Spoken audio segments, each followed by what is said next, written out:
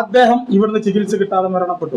ആ വിഷയത്തിലും ആരോഗ്യമന്ത്രിന്റെ അടുത്ത് പരാതി ഉണ്ടായിട്ടും ഇതുവരെ ഒരു നടപടിയോ നടപടി പോലും സ്വീകരിച്ചില്ല. ഈ CCTV തകരാറുള്ള സമയത്തല്ല ഈ സംഗതികളൊന്നും നടക്കുന്നത്. ഇതൊക്കെ കൃത്യമായി CCTV ഉള്ള സമയത്ത് നടന്ന മരണമായിട്ട് പോലും. ഈ വാസുവേട്ടന്റെ കാര്യം അദ്ദേഹത്തിന്റെ കുടുംബം വിശദീകരിക്കുന്നത് കേട്ടപ്പോൾ ഞങ്ങൾ പോലും കരഞ്ഞുപോയി.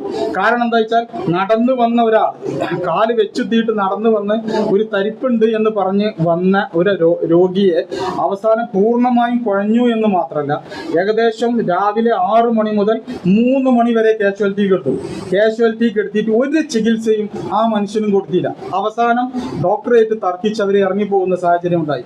MKH നിന്നും പറഞ്ഞു ഇത് പിടുത്തം വിട്ടിട്ടുണ്ട്, നിങ്ങൾ മെഡിക്കലിലേക്ക് കൊണ്ടുപോയിക്കൊള്ളുന്നു. മെഡിക്കലിലെത്തി അദ്ദേഹം മരണപ്പെട്ടു.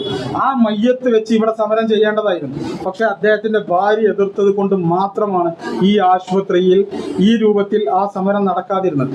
എത്ര പേരെ കൊന്നാലാണ് ഇനി ഞങ്ങൾക്ക് നല്ലൊരു ചികിത്സ കിട്ടേണ്ടത്? എത്ര പേരെ കൊല്ലണം? അതല്ല, ഇനി നിങ്ങൾക്ക് ക്യാഷാണ് പ്രശ്നമെങ്കിൽ അത് പിരിവെടുത്ത് നൽകാൻ യൂത്ത് ലീഗ് തയ്യാറാണ്. നിങ്ങൾ ഈ സ്വകാര്യ ആശുപത്രികളിൽ നിന്നും വാങ്ങുന്ന പണം എത്രയാണ്? എത്ര കോടികളാണെങ്കിലും ഞങ്ങളെ നാട്ടിലെ പാവപ്പെട്ടവർക്ക് ചികിത്സ ലഭിക്കാൻ വേണ്ടിയിട്ട് ഏതറ്റം വരെ നിങ്ങൾക്ക് പണമാണ് ആവശ്യമെങ്കിൽ ആ പണം ഞങ്ങൾ പിരിവെടുത്ത് തരാം.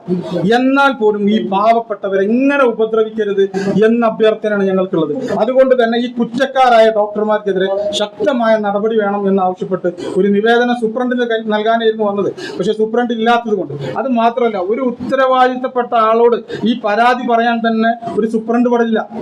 അത്രക്ക് പ്രയാസത്തിലാണ് ഈ ആശുപത്രി. ഏറ്റവും കൂടുതൽ ഭൗതിക സൗകര്യങ്ങളും നല്ല മികച്ച നിലയിൽ പ്രവർത്തിക്കുന്നതുമായ ഒരു ആശുപത്രിയായിരുന്നു. എന്നാൽ ഏതാനും ചില ഡോക്ടർമാരുടെ ഇത്തരത്തിലുള്ള പ്രവൃത്തി കൊണ്ട് വളരെ ചീത്തപ്പേരിലേക്കാണ് കാര്യങ്ങൾ പോയിക്കൊണ്ടിരിക്കുന്നത്. അതുകൊണ്ട് തന്നെ ഈ വിഷയത്തിൽ കർശന നടപടി ഉണ്ടാകുന്നത് വരെ ഞങ്ങൾ പ്രതിഷേധവുമായി മുന്നോട്ട് പോകാനാണ് ഞങ്ങൾ തീരുമാനം.